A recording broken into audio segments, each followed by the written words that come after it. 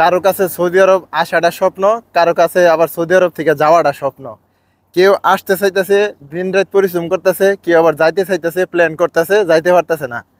আবার কারো কাছে মনে করলেন যে সৌদি আরবের মরুভূমি, বালু, বিল্ডিং দেখতে দেখতে, দেশের প্রকৃতি না দেখতে দেখতে এখন দেশে যাবার মন চাইতেছে, কিন্তু যাইতে পারতেছে না। দেশের প্রতি একটা মায়া জমছে যে কবে দেশে যামু, কবে প্রকৃতির একটু দেখমু, কবে আমার বাংলাদেশটা দেখমু।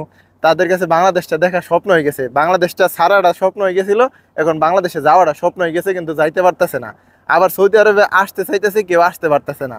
এক একজনের চাহিদা এক এক রকম। এখন বলতে পারেন তাহলে আমার চাহিদা কোনটা? আমার চাহিদা ভাই আসলে আমারও থাকতে মন চায় না।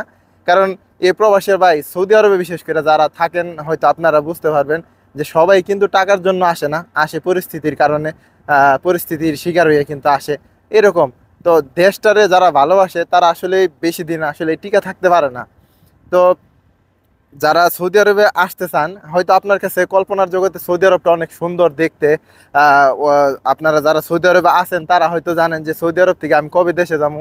এইসব মরুভূমি বালু দেখতে দেখতে আর ভাল লাগে না, কারণ সৌদি আরবে বেশি একটা ইনকাম নাই।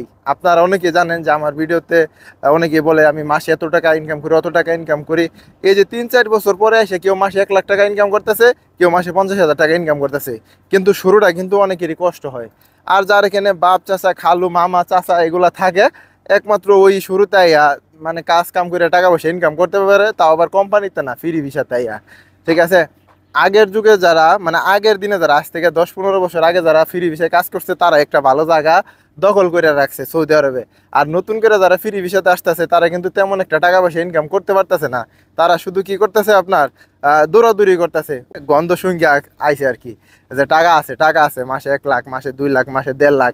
কিন্তু আয়া দেখে যে এখানে 50,000 টাকা ইনকাম করতে পারে না, রুম ভাড়া, ঘর ভাড়া, তারপরে কি আকামা, থাকা খাওয়া নিয়ে অনেক ঝামেলায় মুসিবতে আছে। ঠিক আছে, বাস্তব কথা।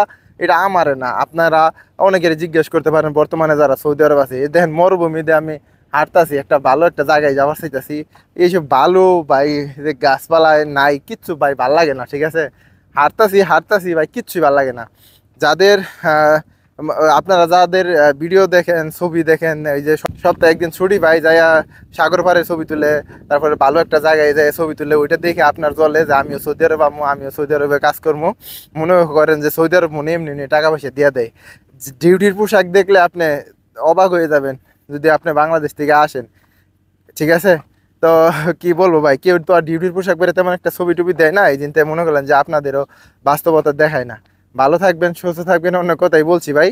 আহ আসছি একটু আজকে সবুজ জায়গায়, এই যে দেখেন পিছে যেহেতু বেলা আছে, সূর্য আছে আর কি, আপনারা এটা দেখতে পারবেন না, আমার কাছে খুবই ভালো লাগতেছে। সাগর পাড়ে আসছি ঘুরতে। ভালো থাকবেন, সুস্থ থাকবেন। আর বিদেশ আসতে চাইলে অবশ্যই সাবধানে আসবেন। আসসালামু আলাইকুম।